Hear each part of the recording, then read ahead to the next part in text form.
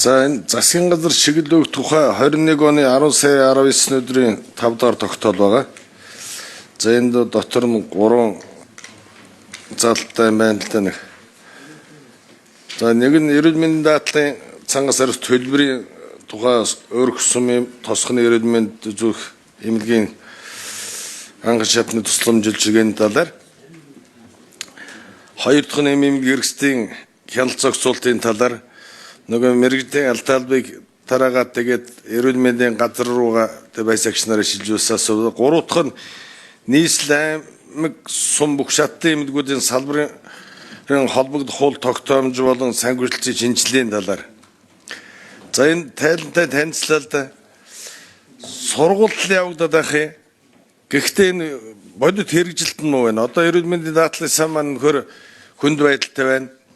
За эрүүл мэндийн даатгалын сангаас засгийн газараас асуухад эмнэлгүүд өөргүй байна гэдээ ярьж байгаа. Эмийн компаниуд дөрт байна гэдэг. Эмнэлгийн тусламжилчилгээ бол тухайн эмнэлгийн тусламжилчилгээ эмтэй байж сайн байх ёстой. Гэтэл эмийнхэн өөр төлбөрийн надад өглөө авалгаа шийдэж чадахгүй гам чинь энэ нийслэл аймаг сум бүх шатны эмнэлгүүд дээр ч одоо 2 хуудаа сургалт хийсэн байна л да. 25-ны 3 сарын 18-нд 184 өдөрт ажилтнанд 25-ны 4-р тогтоолоор 25-ны 6 сарын 6-нд эрүүл мэндийн салбарын санхүүжилтийн талаар сургалт хийсэн байна. 100 хүнд. Эний сан би бас байнга ярьж байгаа. Эрүүл мэндийн байгууллагын бүтц оронтойг шинжилж энийг шийдэхгүй болох асуудал байгаа. Яг эмнэлгийн ороор нь бүтц оронтойг баталж өгч байгаад энд энэгээр сайдаа бас анхаарахгүй энэ эрүүл мэндийн яам санг яам хөдөлмөрийн яам хаалга бүтц оронтойг шинжилж өгөх гээд илүү оронтойд явчаад эмнэлгийн салбарын санхүүжилт авч чадахгүй, урамшуул авч чадахгүй тэдний илүү сайлан нийгэм даатгалын шимтгэлд явчаад байна. Нэгдүгээр, хоёрдугаар эрүүл мэндийн даатгалын үндсэн зөвлөлийн шийдвэр гаргацдаг дэрэгвэр хэлцэл байж яадаг. Одоо тэгээд эми гээд одоо дэндцсэн. Хэвтэж байгаа улсад дандаа гаднаас эм авчирч байна. Эмнэлгийн хэрэгслүүд гаднаас авчирч байгаа асуудал байж байна.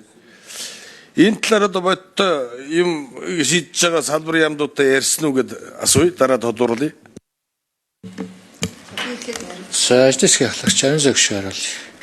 За дахиад би эхлээд нь хариулаад ажлын хэсгээс дахиад нэмэлтээр аваарай. За бэсэн гишүүний яг одоо асууж байгаа асуулт бол эрүүл мэндийн яамны одоо эрхэлж байгаа ажил болон эрүүл мэндийн даатгалын ерөнхий газрын явуулж байгаа үйл ажиллагаа өнөөдөр буюу 2026 онд тулгамдсан асуудлуудын талаар бол та асууж одоо энэ дээр анхаарах хэрэгтэй гэдгийг бол хэлж штэ тий.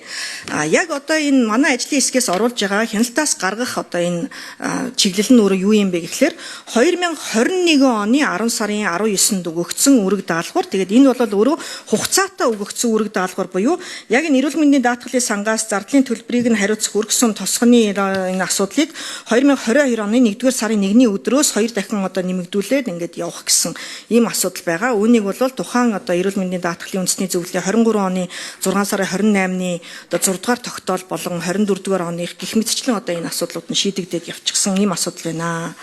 За ийм эмнэлгийн хэрэгслийн хяналт зохицуулалтын газарт мэрэгжлийн хяналтын төв болон орон нутгийн байгууллагын ийм эмнэлгийн хэрэгслийн хяналтын чиг үүргийг батлагдсан орон тооны дагуу 21 оны 10 дугаар сард багтаан шилжүүлэх гэсэн ийм үүрэг даалгавар өгөгдсөн. За энэ бол засгийн газрын 21 оны 378 дугаар тогтоолоор 22 оны 1-р сараас одоо энэ асуудал нь одоо шилжсэн зэрэг ингээд эм хэрэгжсэн асуудал байна.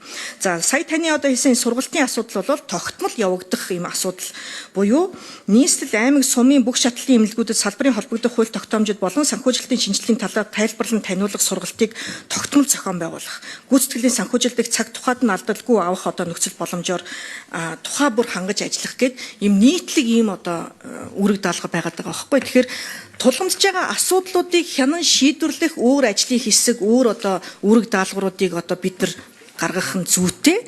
Гагцгүй иймэрхүү одоо асуудлуудыг энд нь хിവэр нь байлгаж бид нэр одоо хэрэгжилтийг хянаад яваад байгаа нь өөрөө буруу юм аа. Ийм учраас энэ асуудлуудыг давхарцсан үүрэг даалгаврууд бүн түнчлэн одоо шинэ хуулиудаараа зохицуулсан асуудлуудыг энэ хяналтаас гаргаж энэ шинэ цаг тутамдаа үүсэж байгаа асуудлууд дээр зөв зохистой үүрэг даалгавруудаа өгөөд тэгээд зөв зохистой тайлгналтаа авъя л гэсэн ийм асуудал байна. Тэгэхээр тэрнээс асуудал нь бол шийдэгдсэн гэсэн ойлголт бол огт биш гэдгийг та бас ойлгороо. Тэгэхээр энэ асуудал дээрээ үүссэн байгаа нөхцөл байдлыг тайлбарлаж эрүүл мэндийн яамнаас одоо таны асуултад хариулж болно. Гэхдээ энэ асуудал нь яг энэ 21 оны 10 сарын 19-ний 5 дугаар тогтоолыг хүчингү болгох биш нөгөө хэрэгжилтээс тайлагналтаас одоо хасах гаргах энэ саналтай огт холбоогүй юм шүү гэдгийг бас давхар хэлье.